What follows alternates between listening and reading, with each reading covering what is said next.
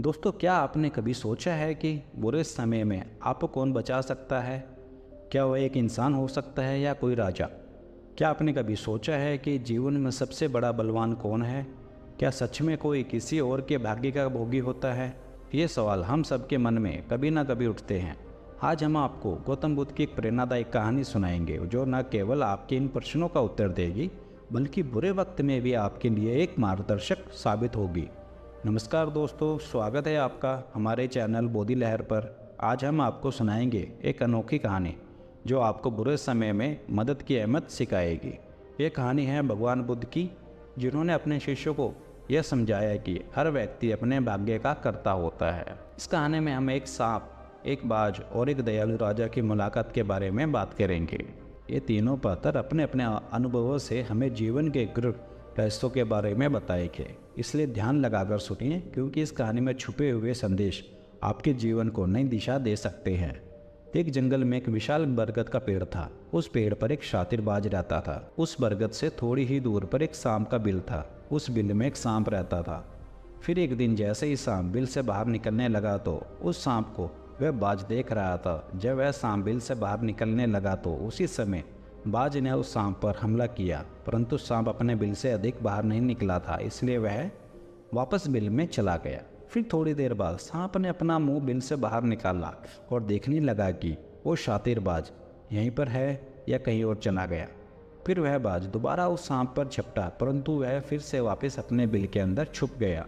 जैसे ही सांप अपने बिल से बाहर निकलने का प्रयास करता तो बाज उस पर हमला करता और उसे उठाकर ले जाने की कोशिश करता। बाज मन में सोच रहा था कि जब भी तू बाहर निकलेगा तो मैं तुझे अपना भोजन बना लूँगा, और सांप उस बाज के डर से बिल में छुपा रहता। जब सांप को उस बिल में रहते हुए काफ़ी समय हो जाता है तो सांप मन में विचार करने लगता है कि यदि राजा विक्रम कहीं से आ जाए तो वह दूसरों के कष्टों का हरण करते हैं, और जो भी उस मार्ग से निकल कर जाता है उसे वो सांप कहता है कि भाई, कोई मेरी बात राजा विक्रम तक पहुंचा दो या मुझे राजा विक्रम से मिला दो, तो मैं उसका जीवन भर एहसानमंद रहूँगा। फिर एक दिन राजा विक्रम, जो दूसरों के दुखों को दूर करते हैं, वो जंगल में जा रहे थे। तभी सांप को पता चला कि रास्ते से कोई जा रहा है, तो वह सांप बिल के अंदर से ही कहने लगा, भाई कोई मुझे राजा विक्रम से मिला दे तो मैं उसका जीवन भर एहसानमंद रहूँगा। यह बात जब राजा विक्रम ने सुनी तो राजा विक्रम कहने लगा, क्यों भाई, आपको राजा विक्रम से क्या काम है? तो सांप कहने लगा, देखो भाई, राजा विक्रम दूसरों के दुखों का हरण करते हैं और मैं बहुत दिनों से इसी बिल में पड़ा हुआ हूँ। मैं बहुत दुखी हूँ। यदि मैं इस बिल से बाहर निकलता हूँ तो इस वृक्ष पर एक शातिर बाज का निवास है। वह बाज मुझ पर उसी समय हमला कर देता है, इसलिए मैं इस बिल से बाहर नहीं निकल पा रहा हूँ और ना ही मुझे कुछ खाने को मिलता है। मैं ऐसे ही इस बिल में पड़ा हुआ हूँ, ऐसे ही अपना जीवन गुजार रहा हूँ। राजा विक्रम कहने लगे कि नागराज, मैं ही राजा विक्रम हूँ, बताओ तुम्हारे कष्ट का निवारण कैसे करूँ? तो नागराज कहने लगा, महाराज, जैसा आपको उचित लगे ऐसा ही कीजिए, लेकिन मेरा इस बात से पीछा छुड़ा दीजिए, नहीं तो यह एक दिन मुझे मार डालेगा। राजा विक्रम कहने लगे, नागराज तुम कहो तो मैं तुम्हें इस वन में कहीं दूर छोड़ दूँ। नागराज कहने लगा, महाराज, जब आप मुझे दूर छोड़ने जाओगे तो यह बाज हमें देख लेगा और वहीं पर जाकर फिर से बैठ जाएगा, और वो मौका मिलते ही यह मुझे मार डालेगा। राजन, आप मुझे कुछ समय के लिए आपके पेट के अंदर बैठा लीजिए। आपके पेट में बैठने के लिए मुझे स्थान दे दीजिए। जब इस बाज को पता नहीं चलेगा कि नागराज कहाँ गया, और मैं तुम्हारे साथ इस वन से बहुत दूर चला जाऊंगा, और आगे जाने के बाद मैं तुम्हारे पेट से बाहर आ जाऊंगा।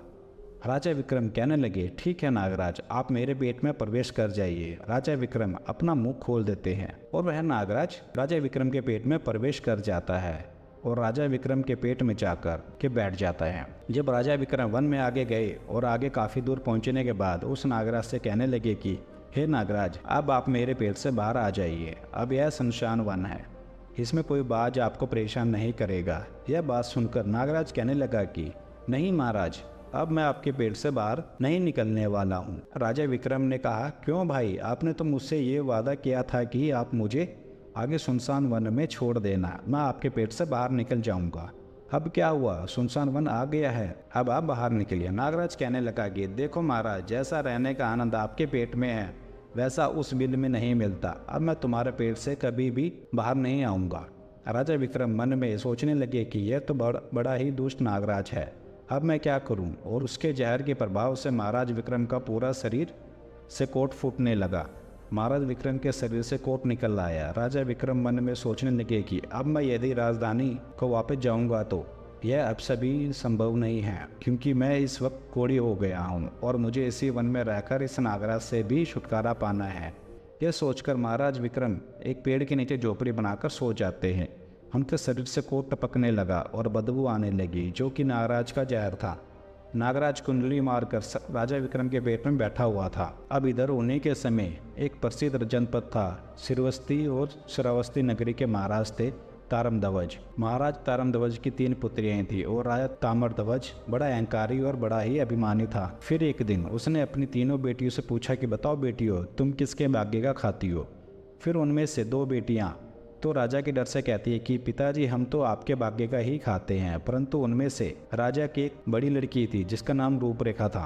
वह रूपरेखा अपने पिता ताम्रध्वज से कहती है कि नहीं पिताजी, मैं किसी के भाग्य का नहीं खाती हूँ, मैं तो केवल अपने ही भाग्य का खाती हूँ। उस बेटी की बात सुनकर राजा को बहुत क्रोध आया और राजा ने उसी समय नाई और ब्राह्मण को बुलाया और नाई और ब्राह्मण से कहने लगा कि इन दोनों बेटियों का रिश्ता तो आप किसी राजा के यहाँ करके आइए, और ये जो बड़ी वाली बेटी है इसका रिश्ता किसी भी कोढ़ी कलंकी जिसके हाथ पैर नहीं हो उसके साथ करके आइए। फिर राजा का आदेश मिलते ही नाई और ब्राह्मण उन तीनों बहनों का रिश्ता करने के लिए चल देते हैं। उन्होंने राजा की दोनों छोटी बेटियों का रिश्ता तो राजवंशों में कर दिया, परंतु तीसरी बेटी के लिए रिश्ता वह ढूंढते ढूंढते उसी वन से निकल कर जा रहे थे जिस वन में राजा विक्रम अपनी झोपड़ी में कोढ़ी के रूप में पड़े हुए थे।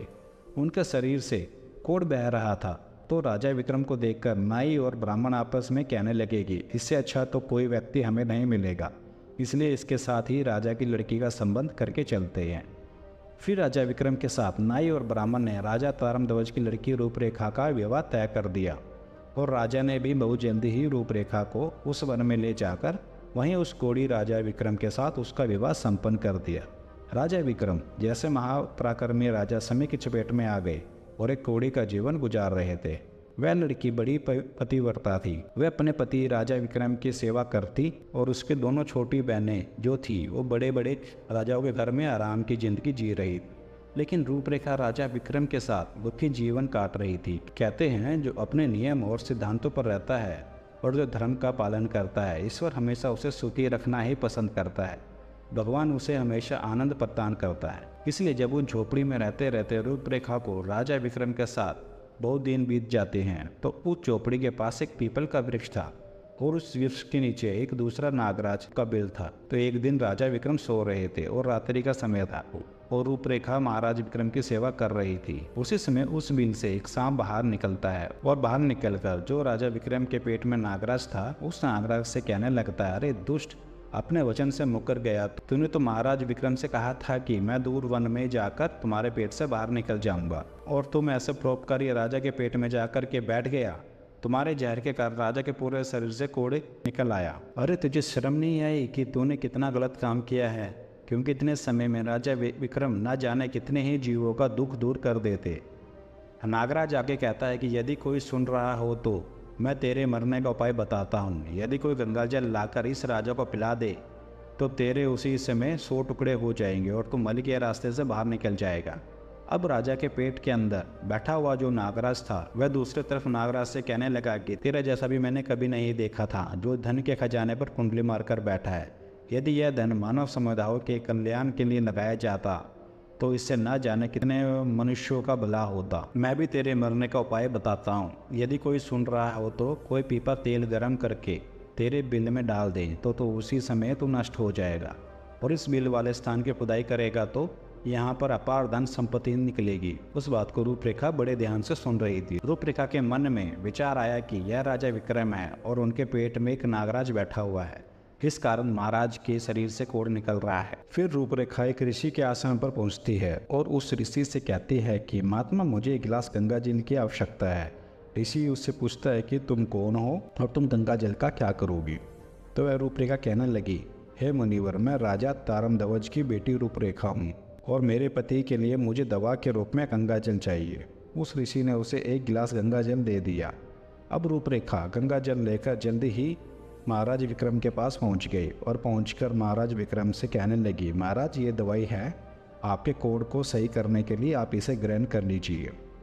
राजा विक्रम ने उस गंगाजल को पी गए और जैसे ही राजा विक्रम ने उस गंगाजल को पिया तो उसी समय उस नागराज के 100 टुकड़े हो गए जो पेट में था। वह नागराज नष्ट हो गया। वह धीरे धीरे राजा के शरीर से मल के रास्ते से बाहर निकल आया। अब तो राजा का कोढ़ धीरे धीरे सही होने लगा और कुछ ही दिनों में राजा का कोढ़ बिल्कुल ही सही हो गया। राजा का पूरा उपचार हो गया। राजा पहले की तरह स्वस्थ हो गए। अब राजा विक्रम से रूपरेखा कहने लगी, महाराज मैं स्त्री हूँ, इस शहर में नहीं जा सकती हूँ, आप शहर में जाइए और एक पीपा तेल का लेकर आइए। राजा विक्रम कहने लगे कि रूपरेखा तुम उस तेल का क्या करोगी? रूपरेखा ने कहा, महाराज आप पहले तेल का पीपा लेकर आइए, फिर मैं आपको बताऊंगी। फिर रूपरेखा की बात सुनकर राजा विक्रम बाजार में जाते हैं और वहाँ से एक पीपा तेल का लेकर आते हैं।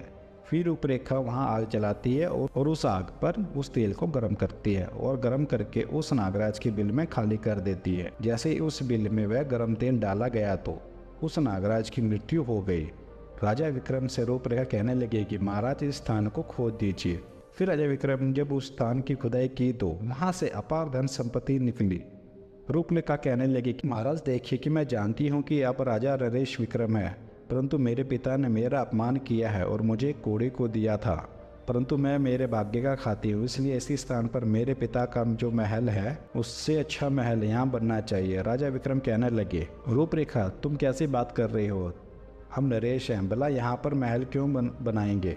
आप उज्जैन नगरी चलिए। परंतु राजा विक्रम के कहने पर भी रूपरेखा नहीं माने। फिर राजा विक्रम ने उस वन में एक शानदार महल का निर्माण करवाया। इस संसार में सबसे बड़ा बलवान समय होता है और कोई बलवान नहीं होता। जिसका समय अच्छा होता है वह आगे बढ़ता रहता है, जिसका समय विपरीत होता है वह पतन की ओर बढ़ने लग जाता है। राजा तारमध्वज पर एक दूसरा राजा आक्रमण कर देता है और उस आक्रमण में तारमध्वज पराजित हो जाता है और तारमध्वज अपने परिवार सहित प्राण बचाने के लिए उसी वन में पहुंच जाता है।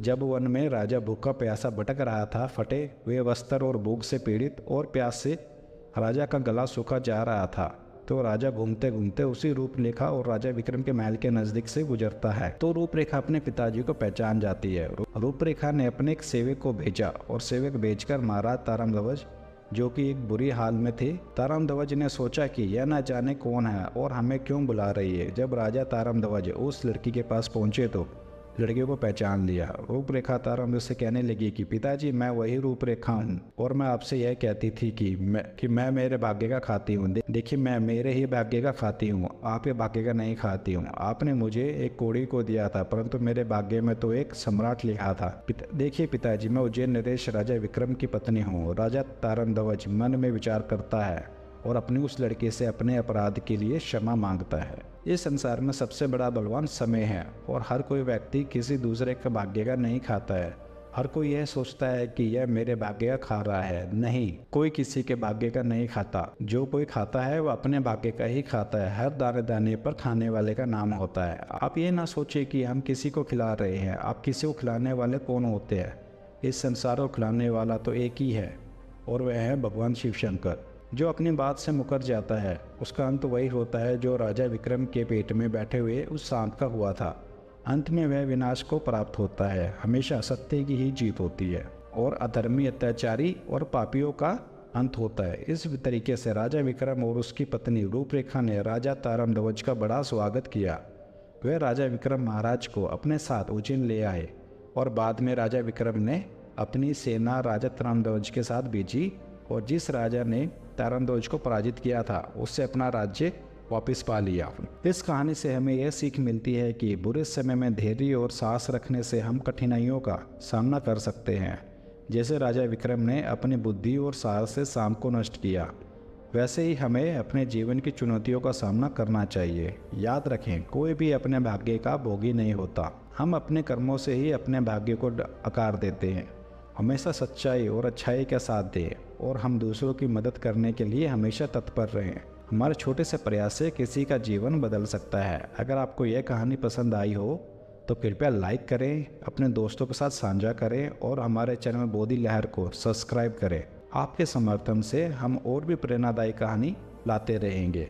धन्यवाद दोस्तों, इस यात्रा में हमारे साथ रहने के लिए। आप सभी के सहयोग से ही हम आगे बढ़ते हैं। धन्यवाद। नमो बुद्धाय।